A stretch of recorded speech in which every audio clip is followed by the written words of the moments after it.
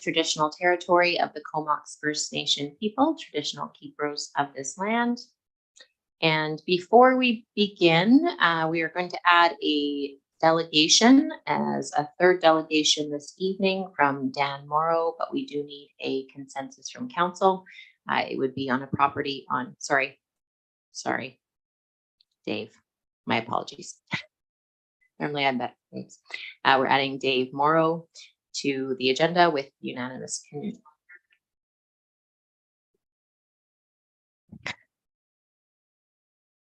Welcome to those of you who are at your first Comox Council meeting. Sometimes it goes smoothly and sometimes lots of fun things happen. So if I can get a vote, if everyone is okay with adding a third delegation this evening, similar to one of the other delegations speaking tonight, all in favor? And that passes unanimously. So we'll have the third delegation from Dave Morrow. Thank you. If I can get a motion to approve the adoption as amended. And all those in favor? That's approved. So our first delegation this evening, we welcome Tim Ennis and Francois Gervais from the Comox Valley Conservation Partnership to talk to us about the development referral ability, and they do have a PowerPoint presentation for their delegation. So I'll welcome you. You can either stand at the podium or sit as long as the red mic is on so those online can hear what you are presenting this evening. Welcome. A little smaller. Well, thank you for this opportunity to meet you all today and to speak a little bit more about this Comox Valley Conservation Partnership today. So it's the CVCP. So my name is Francois Gervais and I'm the program coordinator for the CVCP. And some of you might have heard of the CVLT, so Comox Valley Land Trust. And not that I want to confuse you right away, we'll clarify. But the CVLT is kind of a parent organization of the CVCP. But today we're here to talk more specifically about CVCP. And but for some of you that might have not heard about the CVLT, we thought to just have a little brief summary of what CVLT is about. And I'll pass to the executive director of the CVLT. And we're just getting your presentation up now. So sounds great. Yeah, no troubles there. Yeah, hi everybody. Thank you for hosting us here again today. It's so nice to be back. Again, my name is Tim Ennis. I'm the executive director of the Comox Valley Land Trust. And as Francois mentioned, we just would like to draw some clarity between the roles of the Land Trust and the role of the CVCP, as they are somewhat intertwined. But the Comox Valley Land Trust is an organization that's been active here in the Valley since 1999. So over 20 years, we've worked to protect about 1,500 acres of ecologically significant land in the Comox Valley to date. So roughly equivalent to 40% of the town of Comox by area. And we protect those lands in perpetuity, usually through conservation covenants and other mechanisms like that. So that's kind of the summary of our mission, is to protect ecologically significant lands and waters where they occur here in our community. We do that work by adhering to the best practices established by the Alliance of Canadian Land Trusts, as well as the Land Trust Alliance of British Columbia. And so we have 3 different program areas underneath the Comox Valley Land Trust umbrella, and one of those is the Conservation Partnership, which Francois will illuminate in more detail momentarily. I don't know how much we really need to rely on the slides, but yeah, it's okay. I think so. I can wait without the PowerPoint. It's all good. Oh, great. Fantastic. Okay, super. So yeah, the 3 programs, like we were saying, it's Land Protection Program, Conservation Science and Research, which the VAT program is on, and congrats again for the first bat-friendly community of the Vancouver Island here. And the last one, and it's the Comox Valley Conservation Partnership. And this part is really working more on the policy and regulation area.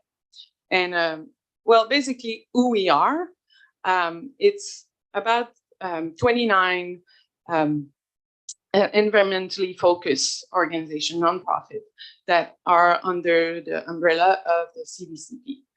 And collectively, our membership represent thousands residents of the Comox Valley. And but really, who we are, it's also include like all the stream keepers, local stream keeper groups, all the major NGO active in the valley. And what it is that it's a group of professionals that meets once a month at the steering committee and talk about our shared environmental concern. It's land use planner, landscape architect, ecological restoration expert, science communication specialist, forester. So it is really centuries of combined experience and really diverse. And the idea came in 2008, where there was a major concern where there was no real regional planning for to prioritize and protect the sensitive ecosystem on the whole valley, especially in private land. And that's where CVCP was born, and we now grow, and we have done a lot of recommendation on the local government, and we really collaborated with a lot of the local government here.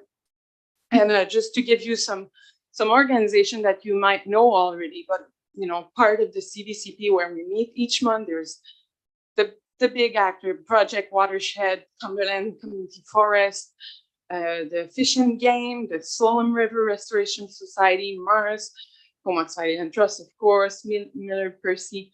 And we are about, if you can move forward a couple slides, because we're already quite in. So now we can review all the talk. You can do the next one.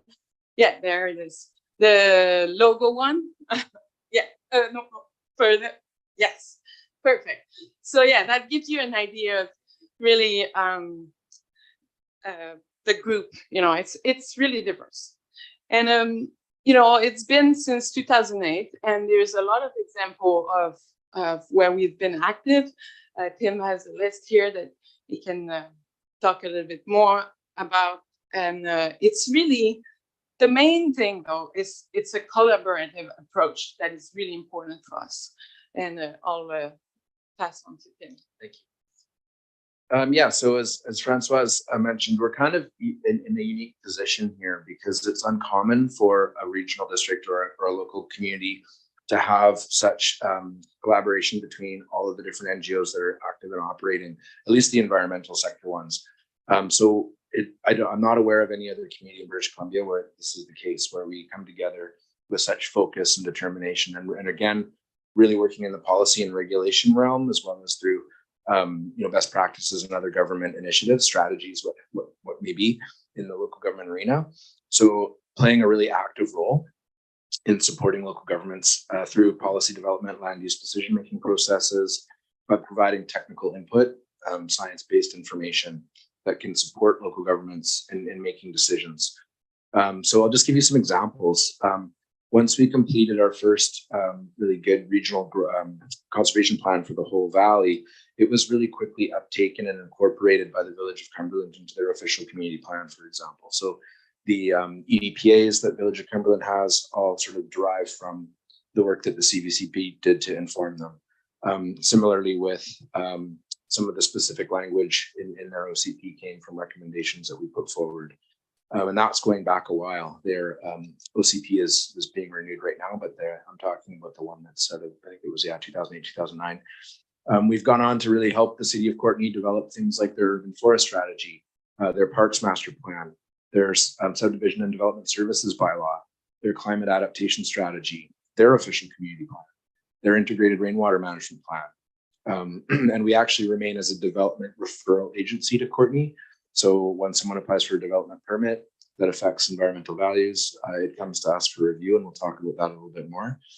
But at the regional level, we've helped with the CVRD provide information to inform their regional growth strategy. We sit on the Comox Lake Watershed Advisory Group, on the Solom River Agricultural Watershed Plan, liquid waste management plan. I know some councillors here will have seen my face at lots of those kinds of meetings. So we play a really supportive role to all those kinds of local government initiatives, again, by providing a comprehensive voice from the conservation community in a one-stop shop kind of way that's really efficient. And again, just sort of grounded in providing technical information. And so we've just completed a really cool project with UBC, actually, with their Sustainability Scholars Program, where we looked at a bunch of really cool scientific modeling that's been done for the valley. And so we're kind of freshly armed with new information about where carbon reserves are on the water at the regional district level, including Comox, where important places are for water, both from stormwater management and drinking water provision, et cetera, et cetera. So those kinds of technical pieces we have in our back pocket, as it were. And we use those resources to help local government make better decisions that are win-wins for both nature and our communities. So, yeah. As you can see, one of those that you mentioned is the development referral. So it's pretty straightforward.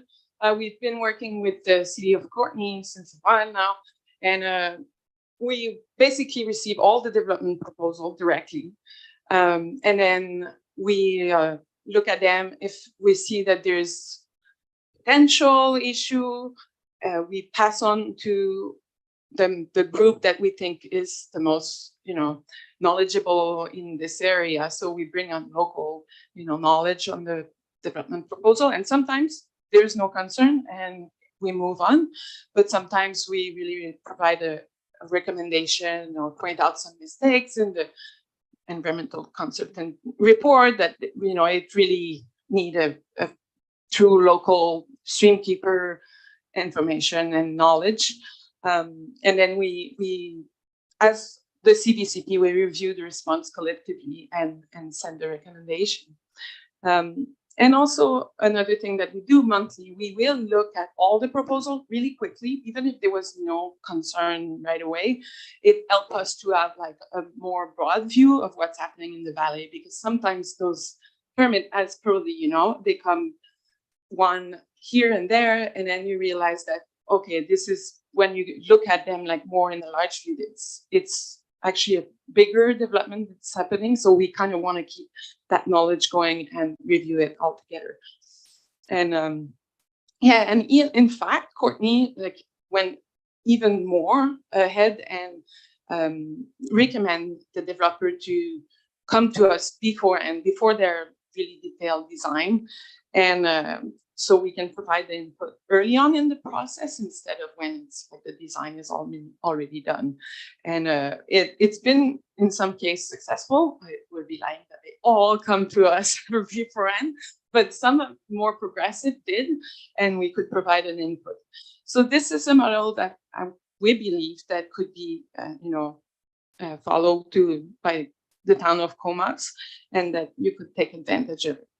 And this is why we are here today, but we didn't want to stop here. I mean, the idea is that we've been working, the past 15 years with the city of the village of Cumberland and the city of Courtenay and CVRD, but historically we haven't had the same level of engagement with the town of Comox. So we were just hoping to come back and reintroduce ourselves to the leadership and see where we can go and maybe start forming that relationship and to express our willingness to. So thank you. I don't know if you have, okay, that's it. Thank you.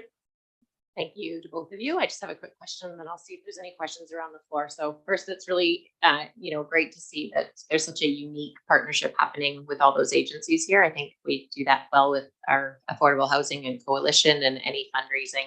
Seems like the Valley really is very special in that way across the province for working together, much more so than other areas. So it's good to highlight that's another area for that.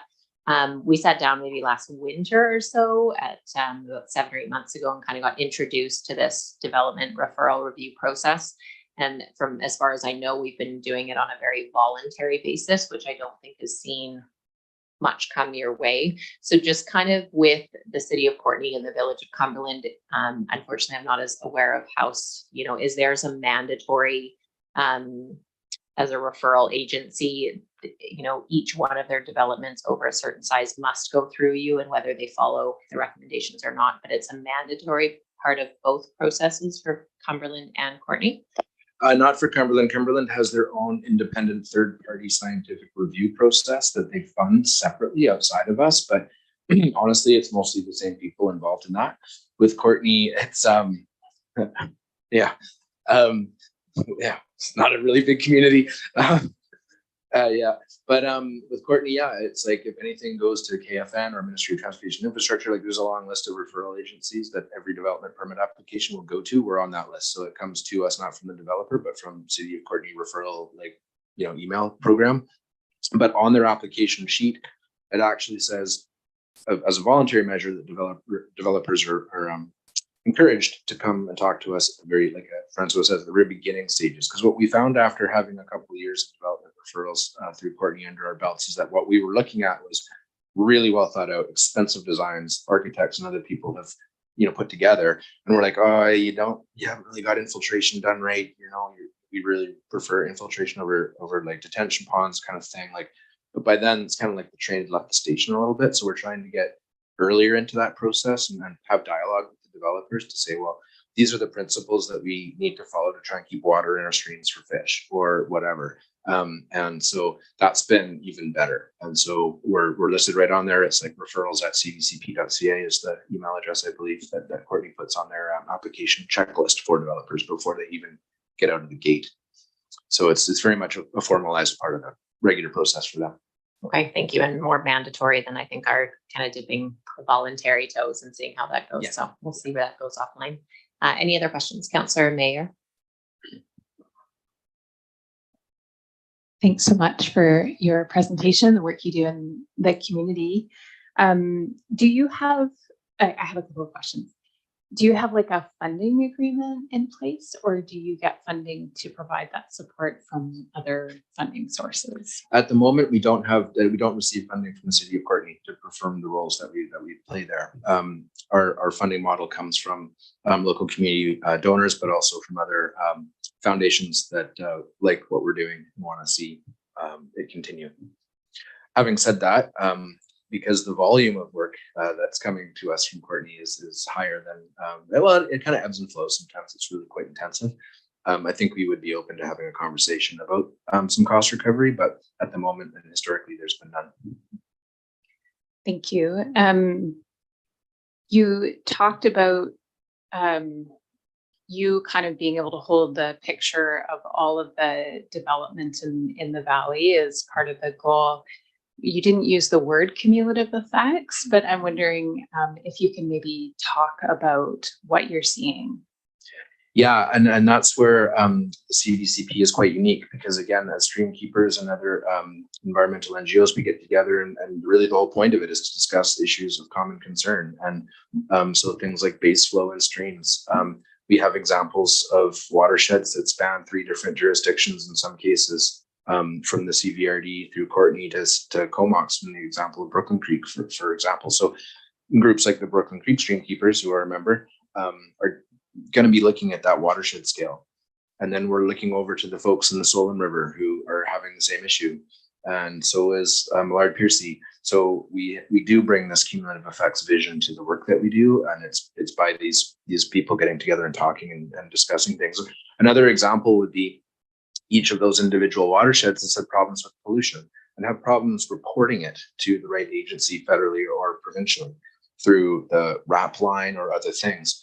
And so we were able to get the actual people that are responsible for dealing with the phone calls or email submissions at the end of the pipe to our meeting and explain to us how the system works so we can effectively improve communicating those kinds of issues to senior governments. And so it's a great opportunity to sort of educate with that bigger picture vision in mind. Or even another example I'm thinking is invasive species. You know, there was what is it, the pumpkin fish pumpkin seed fish that appeared like in the Solon, and then what I thought it was in Millard Piercy, they started to, then the next couple months came meeting and they were like, we find it also in our stream, and you can see very quickly, that it's not just one. And also it's really interesting because then you can hear those conversations that happen. We're not working in a silo.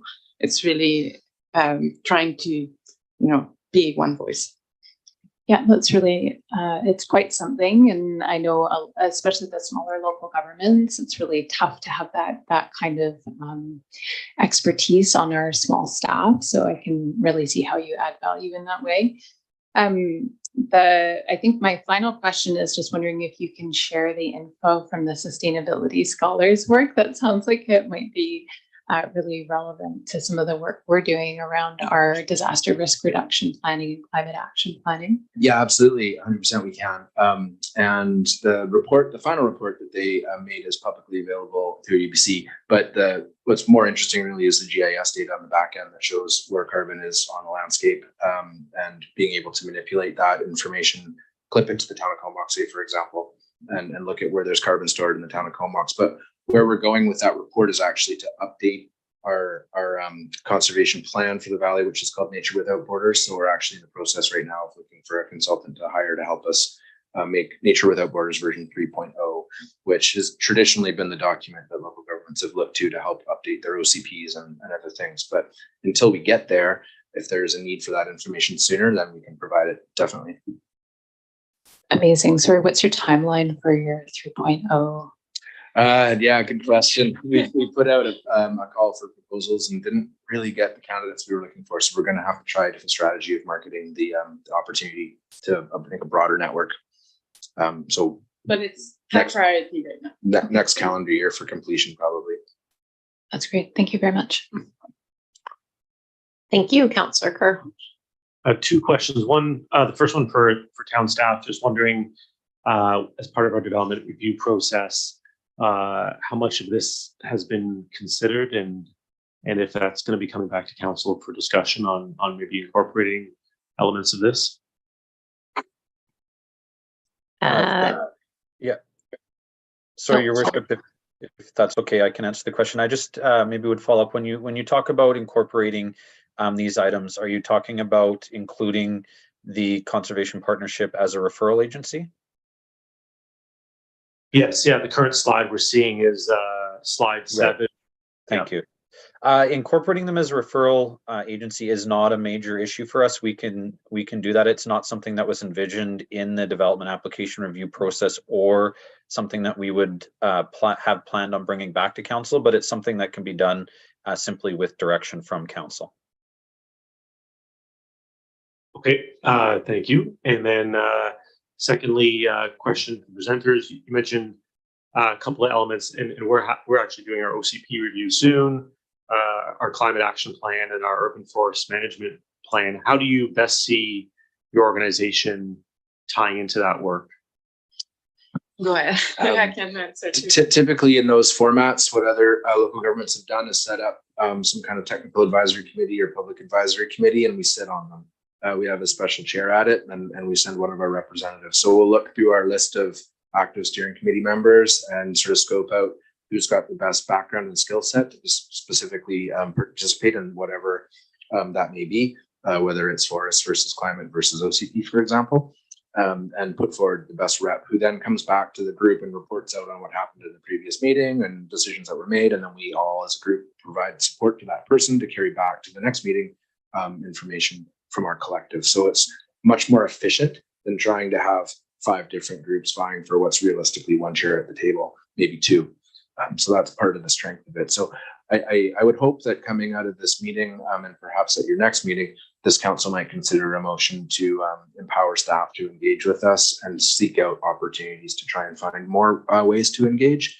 I don't want to paint us just into the development referral corner, but there's a lot of different services that we could provide and are interested in helping you with. And so exploring that a little bit further with staff, I think, would be my recommendation for next steps.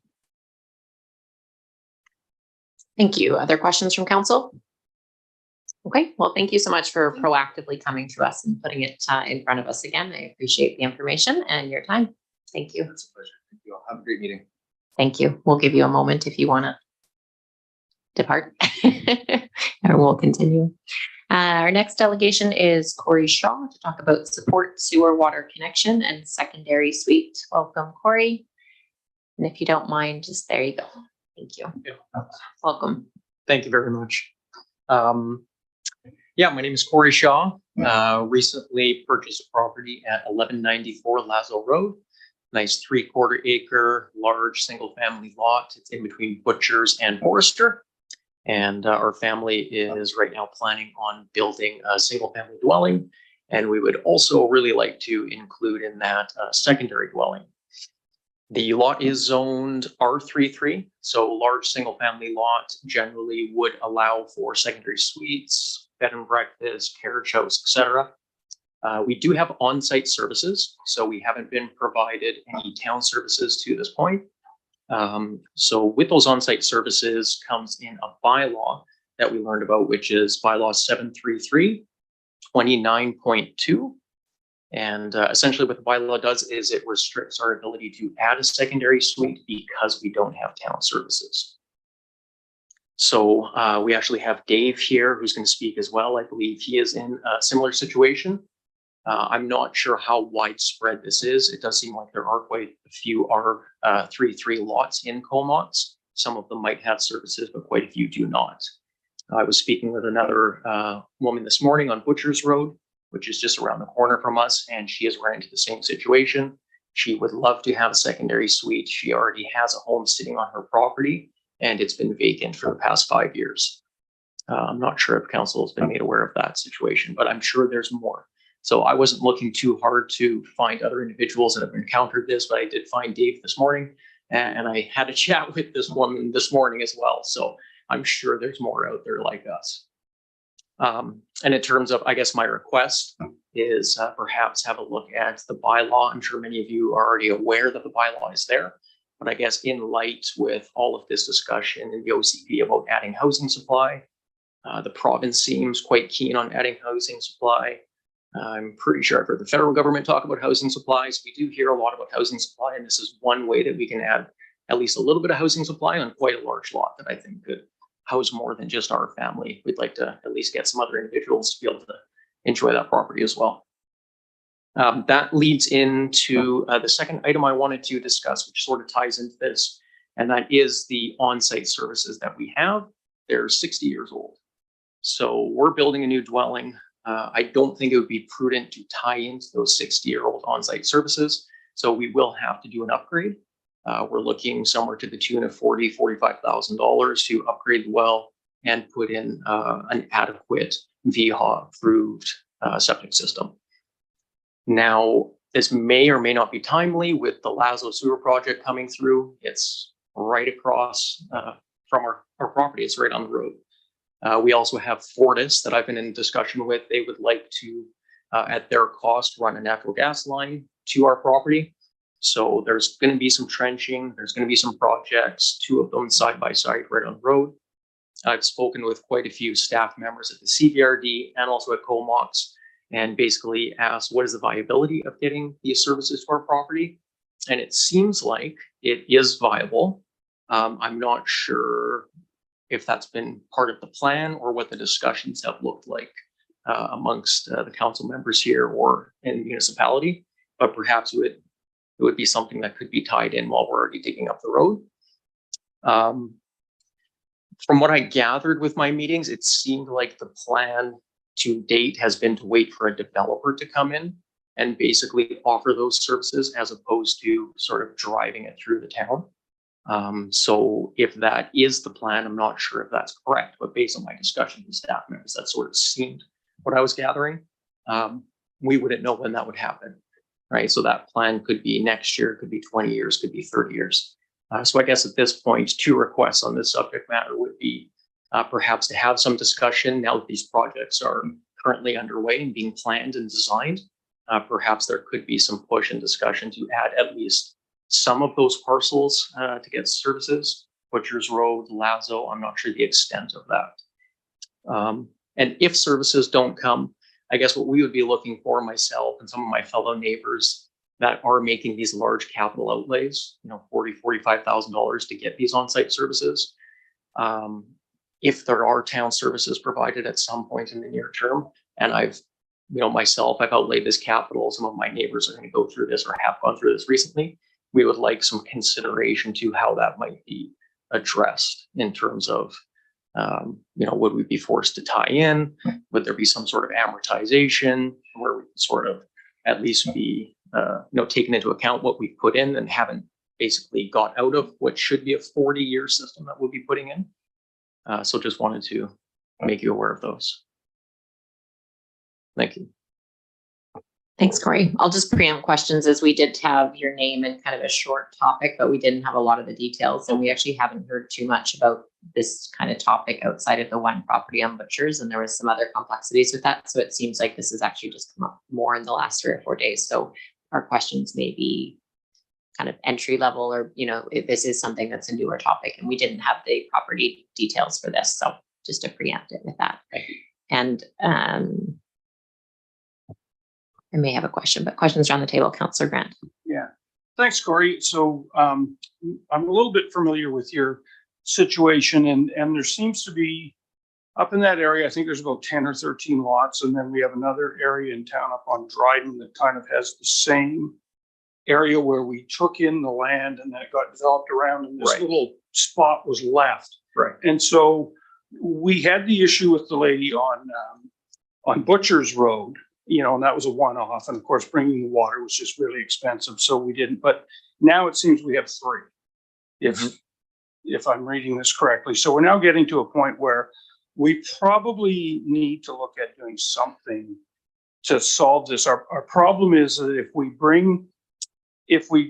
do what's grandfathering, right? So we bring the line in, we grandfather it. When the line comes in, everybody hooks on. Well, that's good, except that you can only do that for 15 years. And so if we brought the line down and serviced all those, some would have to pay, some would get it free. It becomes a bit of a problem for us in one sense. But I'm just looking at this and wondering if it seems like our bylaws may be a little bit incorrect on this, or maybe something we should have a look at, because it seems to me that if we were allowed, like in a perfect world, we would allow you to put the septic in, let you put the house and or suite on, and then have an agreement with you that in 40 years when your new septic finally craps out, that you hook onto the line that assumedly would be there at that time. So, I mean, it's not something that I think we could do today or tonight, but I think it's certainly something that we need to look at for that area, because we just kind of grew around it.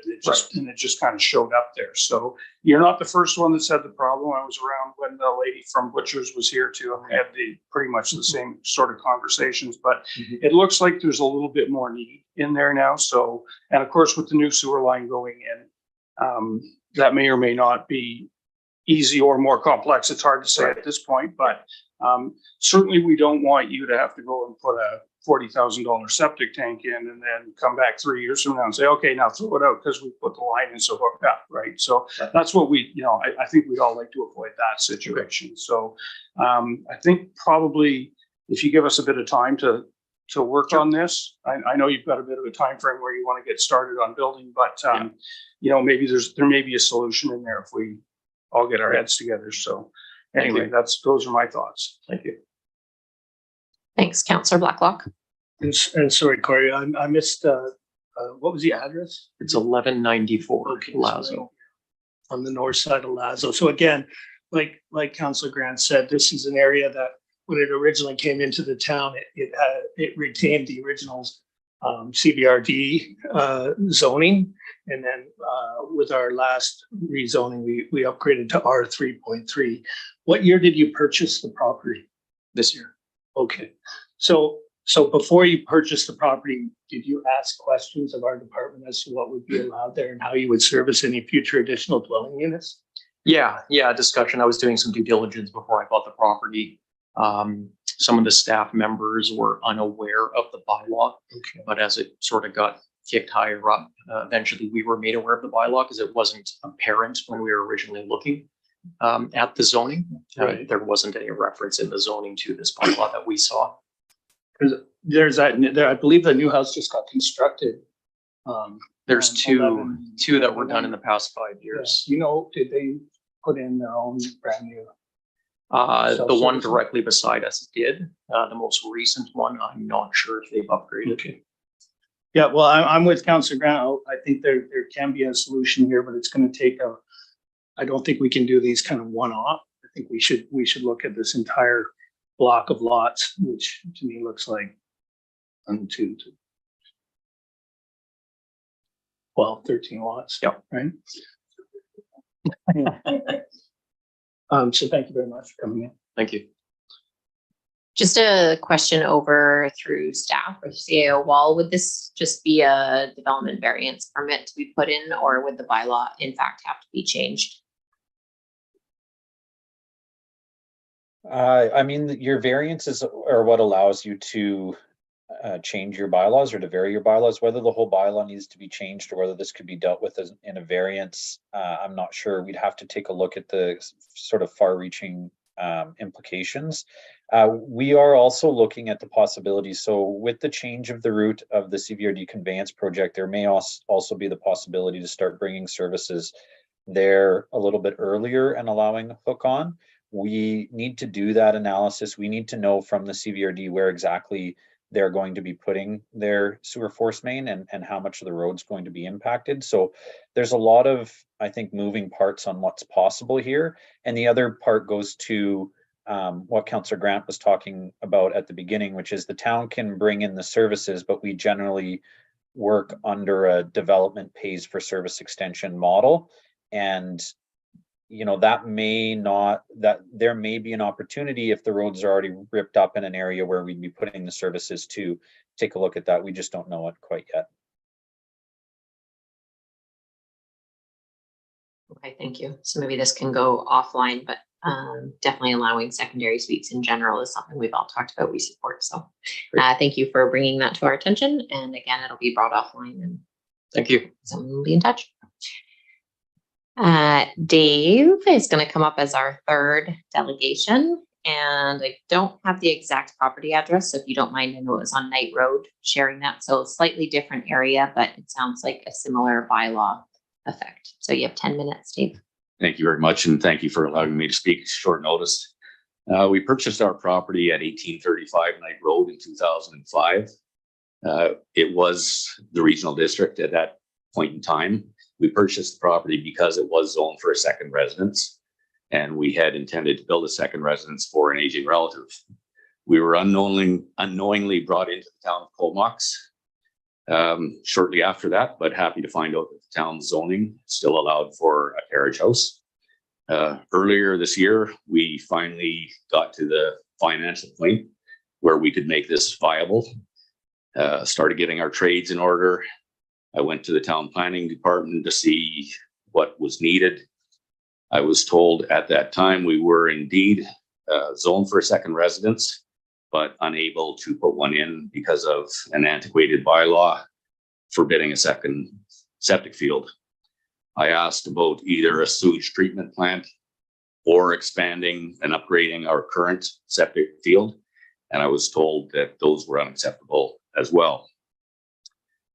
We have 0.94 acres, and when speaking with Island Health and a septic provider, both indicated that we have ample room and ideal conditions to support this. I believe in the current housing crisis that this bylaw needs to be looked at and possibly amended or thrown out. I don't have a whole lot more to say. I was kind of here short notice and wasn't as prepared as I'd like to be, but thank you for letting me speak. Thank you. And I'll just see if we have any questions around the table. Thank you. Councillor Mayer. Thank you. This is a question for staff, probably for CAO wall. I'm just thinking about the provincial direction that will allow up to 4 housing units on any single family lot in acknowledgement of the housing crisis, and wondering if that might require a bit of a more adaptable approach to addressing some of these issues as well. Thank you. We'll have to see what comes out from the provincial government legislation on that. I do not imagine that the province is envisioning this type of scenario where you're talking about expansion of septic fields. You generally, what you're seeing in municipalities is not expanding the ability for septic in the municipalities and instead going on to services. So I would be surprised if the province's regulations required required municipalities to allow expansion of septic services in the community.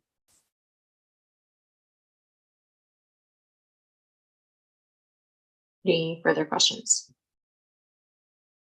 Follow up from Councillor Mayer. Sorry, just one more question for staff. Just wondering, when, given the housing crisis, when staff are running into kind of bylaw roadblocks like this, I'm just wondering if there's a better way for us to manage the issues proactively. I think that we're talking about in both of these presentations, we're talking about very unique types of properties. It's generally been, and why the bylaws are there, the desire for municipalities not to allow the expansion of septic fields or septic services on properties and instead get them onto services. Comox has grown and taken in areas with the intention of that densification happening, and at which point it becomes feasible for developers to bring the services to them. If you take a look at, part of the CVRD conveyance, not the conveyance project, but their South Sewer expansion, a lot of that is driven around health concerns around the failing septic fields or the potential for those septic fields to fail north of Comox, or sorry, on the South Sewer expansion. So I guess we'd have to have a conversation around whether or not this is a roadblock that council doesn't want. If we have that conversation and council says, with the housing crisis, we are okay with expanding the number of septic fields and the number of property using septic fields or tanks or whatever septic service is being used on site, then it's certainly something we can look at. But I wouldn't characterize this as a roadblock that was implemented accidentally. These roadblocks were implemented quite on purpose of the councils of the days to ensure that septic services wouldn't grow on site and instead would require developers to extend services to allow them to be hooked up. So, I know that there's it is inconveniencing and causing issues for some of the property owners today, but that is partly what it was intended to do, was to ensure that it wouldn't be easy to expand in any other way than to hook up to town services. Thank you, CIO Wall. So again, some of this information has just come through either tonight or in the last couple of days, so we don't make decisions on the night of the meeting, but we now have the information, and I can't say where it will go. Councillor Blacklock.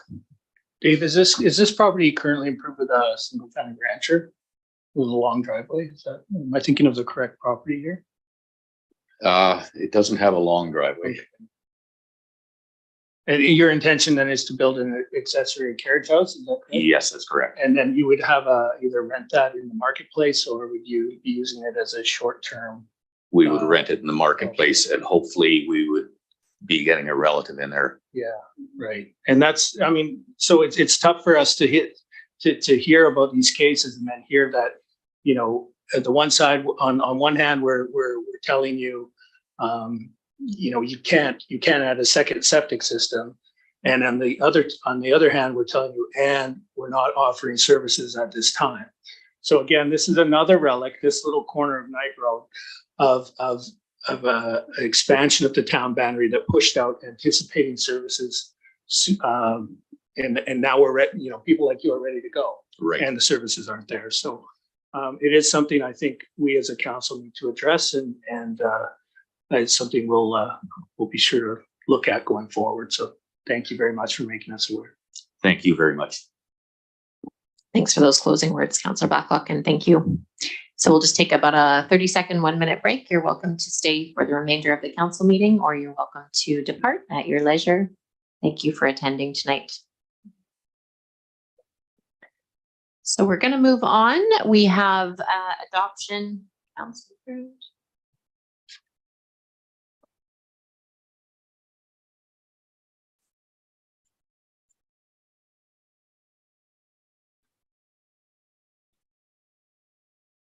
Okay, moving on. We have adoption of the regular council meeting minutes for Wednesday, August 9th, 2023 to be adopted. Seconder. All those in favor? That passes. Thank you. There's no committee meeting minutes or reports. So if I can get a motion to approve the consent agenda, we'll move A through M, and then council members will be able to move items out individually. Can I get a motion for the full and a seconder? All those in favor?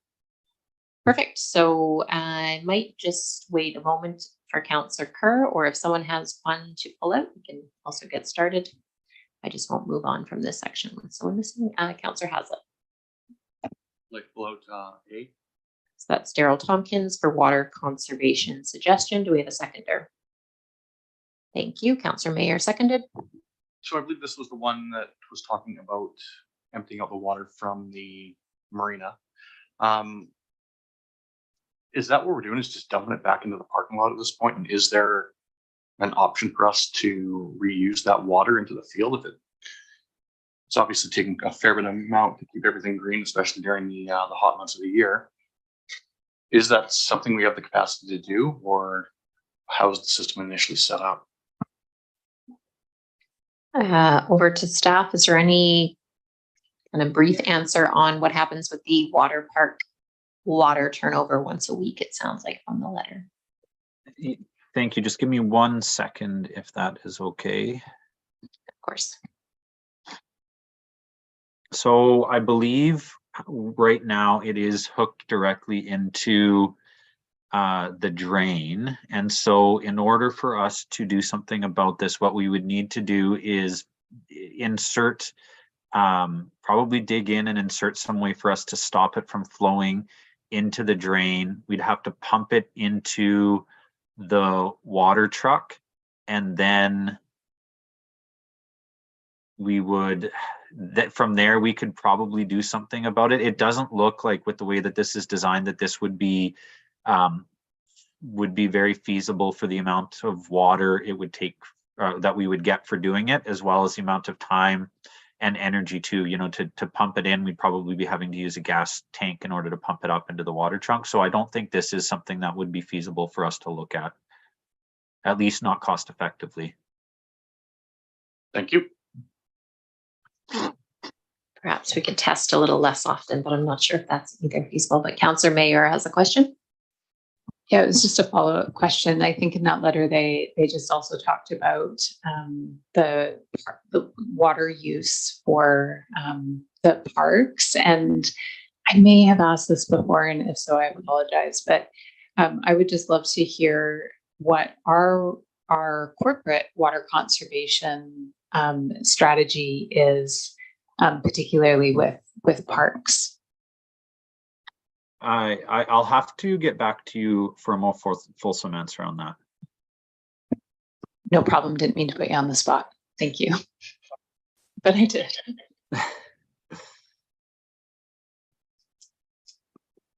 Thank you. Was there any other further discussion on that A item? Other items, other letters from the consent agenda? Councillor Mayer and then Councillor Blacklock.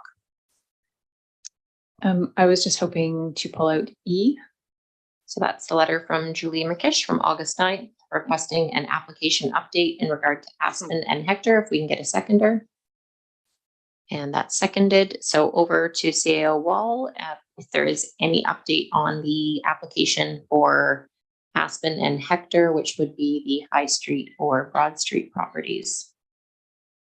I have no update. I think the questions probably specifically looking at that area that Julie presented regarding a potential protected wetland. We do know that the developers and the province have been in conversation with each other. I don't know what the outcome is, and we haven't received the development application for that western portion yet. Thank you. And it sounds like from planning, High Street has gone forward with their traffic study, while things with Broad Street are a little bit quieter at the moment. So could be indicative of economy, etc. Councillor Blacklock. I would just note that the neighborhood group down there at Aspen and Hector are planning a Friday night social this week. So if you are available, I'm sure they would love to see some of us there. I know some of us are committed to the Mayor's Golf Tournament fundraiser for L'Arche and other NGOs in town. But yeah, I think that would be a time to go to engage with the neighborhood and get their perspective of what's been going on lately with respect to that area. Yeah, that neighborhood barbecue is 5 to 8 p.m. Thank you for that. Any other comments on E? Okay, other items to pull out. We have Councillor Blacklock. Well, I hate to do this to you guys, but I think we should pull out just for a quick discussion. C, D, E, G, H, K, L, and M. There's a group of 7, so and I can get a seconder Can we on that bundle group. those as a group of 7? We have bundled any to do with automated garbage collection, but not including the recycling depot, which I feel like is separate. Those are Yeah. bundled. And I'd like to commend staff. I think the communications that have gone out and the FAQs from both Courtney and Comox have been good to date. The issue is obviously it's a big change, and it's going to take patience on behalf of our residents and patience on behalf of our staff. And we've got further communication from Antera that there are potentially an 80% chance that we may look at some delays with the rollout. But I think the main message for people to remember is to give this a chance. I mean, let's not worry about what's happening today and really give this a chance to work and get, if the bin sizes aren't working for you today, I really hope that people can be patient and we'll get it figured out within, the first year of the program. I've seen these trucks work. I know in Nanaimo, they went through a similar thing where it was complete chaos for the first 2 months. And then everyone got into the routine of how these machines work.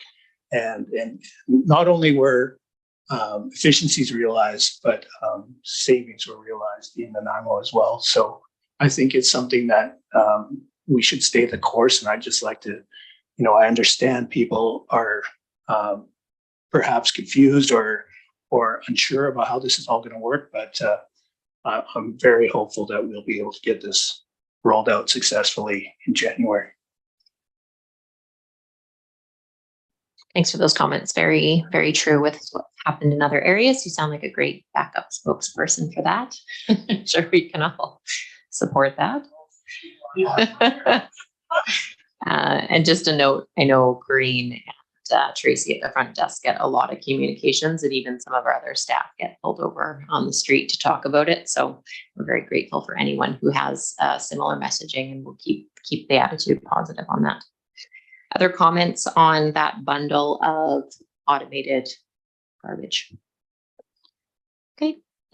Any other items to pull out from the consent agenda? Okay, thank you very much. So we have no items on unfinished business, no special reports, no bylaw adoptions. Under new business, we have the appointment of financial officer and signing authority.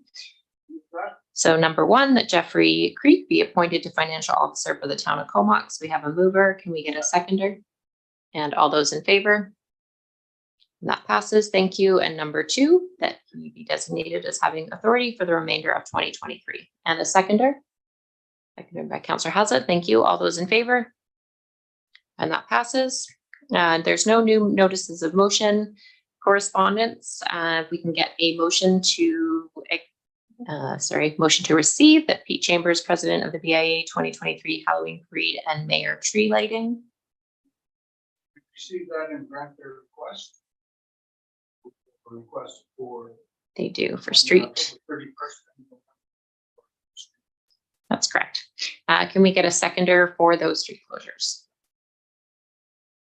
Perfect. And before we vote, there also is the permission to use the old Lauren site, which I believe they have done before. So that's part of the motion. We're going to do that as they've requested. All those in favor of the request from the Comox Chamber? BIA, sorry, it's not a chamber, it's a BIA. So that passes. Number B, we have a correspondence from Valerie Greenlaw from the Royal Canadian Legion for this year's Remembrance Day Parade and Flyby request. So I'll just really quickly read off that the August 2023 letter from Valerie Greenlaw from the Royal Canadian Legion requests the town's support for the annual Remembrance Day ceremony. And there is 3 permissions there for street closure, to use the town viewing stand, to place no parking signs, which we will get a mover, but I will check with staff that there's nothing that's different there, just because it does require staff time. So can we get a mover for 1 to 3 there? And a seconder? And just before we vote on that, over to staff, is that typical of their regular request for the no parking signs to be put up? I know the other items are standard. Thank you, Your Worship. Generally, we have their volunteers put up the no parking signs, and that is because if we have to do it over the weekend, it gets quite expensive. We're looking at a minimum, I believe it's 4-hour call out at double time or double time and a half.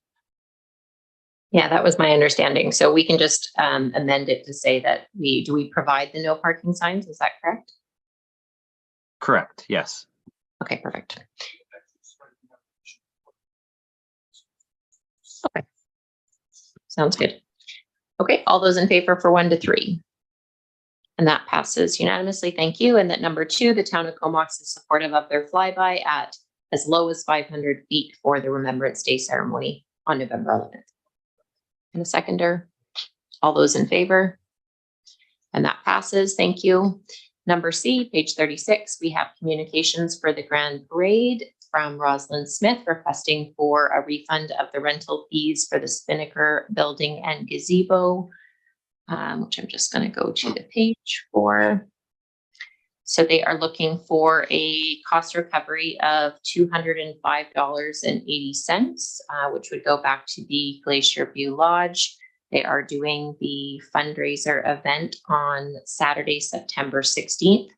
There was an additional request for use of either the gazebo or one of the buildings. So my recommendation on this would be, if we want to waive fees beyond the 200, we set like a limit of $250 or $300 and kind of give it back to staff. I believe it was Ted that was mostly dealing with the facility booking on this. So that's one way we can. Their initial request was for a refund of $205.80, but they're also looking at doing an art show for 4 hours, which would increase their request. So if anyone has any other suggestions, we can open the floor for discussion on what you would like to do, or we can pick a number and again, bring it back to facilities for them to do. And we are also invited to attend the event. So comments on the request for the facility booking. So who else do we give free use of our building? So I know we do for the Ukrainian Society, but it seems to me that, like, we just rented the gazebo down here last night for a Rotary barbecue. We didn't get any money back. Like, it's starting to become where everybody's coming asking to get their money back. And I don't think that's really what we want to do. I'm not sure where we stop it, if this is the right one or not, but you know, it's starting to get where everybody's coming and asking us for free use of our buildings. And that's not really, I don't think, where we want to be with it. So open to discussion, but I think we want to think about this a bit. Yeah, I know that facilities, or Ted had sent over what the nonprofit rates are, and there are nonprofit rates for that. Obviously, it looks like we kind of get one-offs where people come with their in-kind donation request, and when they seem to do that, they have been somewhat getting approved and passed for the in-kind. I believe Councillor Blacklock had spoken with this organization. I had as well, and we'd indicated that first donation would likely be possible to do in kind. So I think I kind of was thinking after, you know, if we were getting these requests every day or every week, we probably wouldn't be able to approve them. So My preference, if possible, would be to approve the 20580 or approve a cap and then kind of figure out moving forward how we want to manage these. But we had no formal policy when we were speaking with them initially. So we kind of indicated that we would support in kind likely in some way. So just as some background information. We can also choose to do the 20580 waived and charge the nonprofit rate on any remaining time.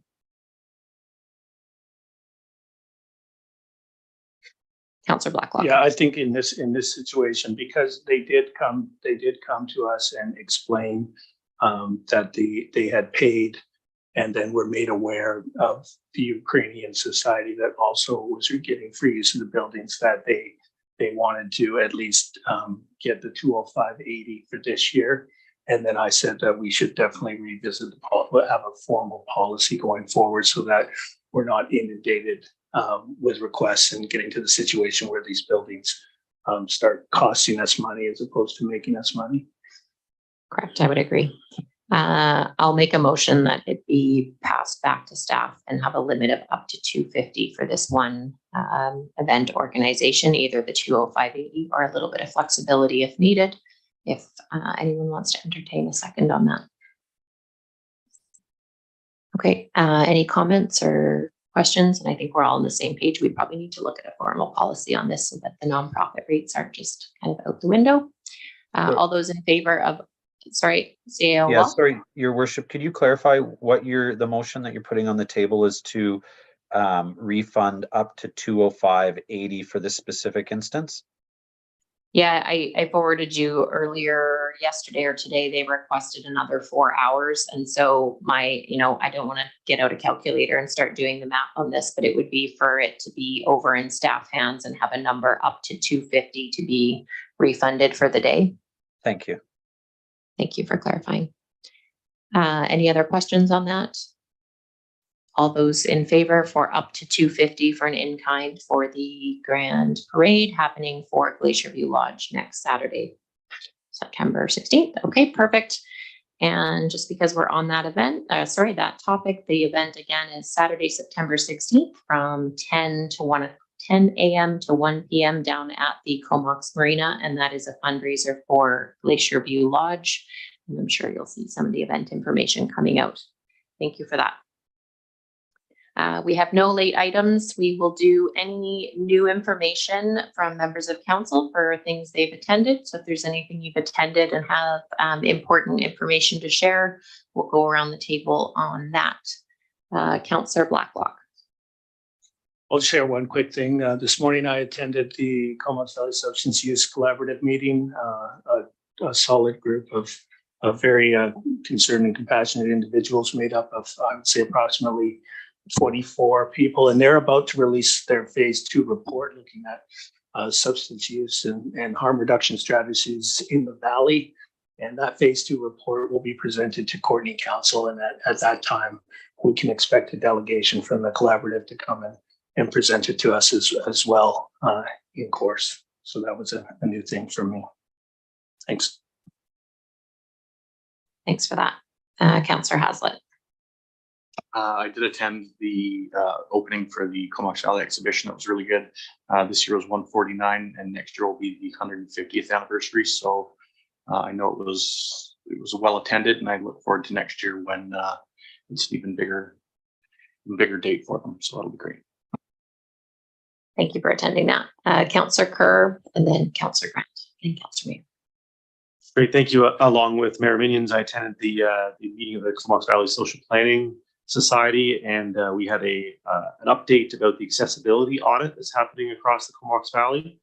And they're looking at 58 sites in the valley. They've already completed the audit of 60% of them, and many people with various accessibility issues, whether it be physical or hearing or vision, have been actually employed to do these audits, which is great. Just a quick thing to share. Many of you know Karen Kratz, a local Comox resident. She was involved in some of the audits here in the Comox sites, public venues, public sector buildings, etc. And she said she found many magical spots where Comox town staff have done a great job mitigating accessibility issues. So just congrats to our staff. And the report should be coming out by the end of this year. And then it'll provide a number of recommendations for us to look at. Thank you, Councillor Grant. Thank you, Councillor Mayor. I'll just have a couple of really quick ones. Attended the emergency management update meeting. They happen every week, and I haven't been able to go to one for a little bit, but I thought I would just double check what was happening in the province. They said in certain areas like Vancouver Island, Lower Mainland, things are really improving because we're starting to see precipitation, not participation. Unfortunately, up in the kind of north of the province, they have still have 500 out of province firefighters, and they're still battling basically record numbers of fires. So things are actually getting worse up in the north of our province. And I know we don't hear necessarily a lot of what's going on up there. And their major concern still is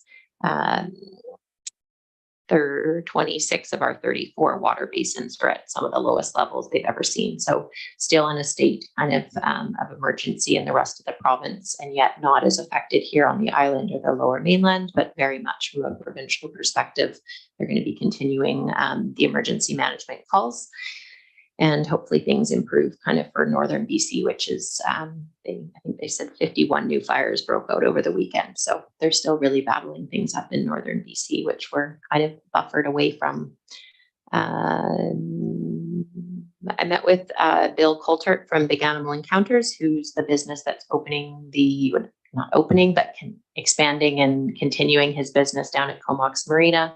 He has a bigger kind of outfit up in Campbell River where they do the Grizzly tour as well, watching, and that's what's coming and is now open down at our marina. So I went and toured his business up in Campbell River to see what they're going to try to do here with floating docks and things like that. So it was a very interesting kind of marina tour of what's happening in Campbell River. It's kind of they're a little more advanced on what they're doing with some of their commercial businesses down on their floating docks and things like that. So they have more space than we do, but it still gave some ideas of where we could go on top of the new Marine Service building, which we are ribbon cutting tomorrow at, I want to say 1:30, but maybe 1 or 1:30, 1 p.m. tomorrow. But very nice to meet with the owner there, Bill, who's been serving, I think, Fire Valley for the last 30 years.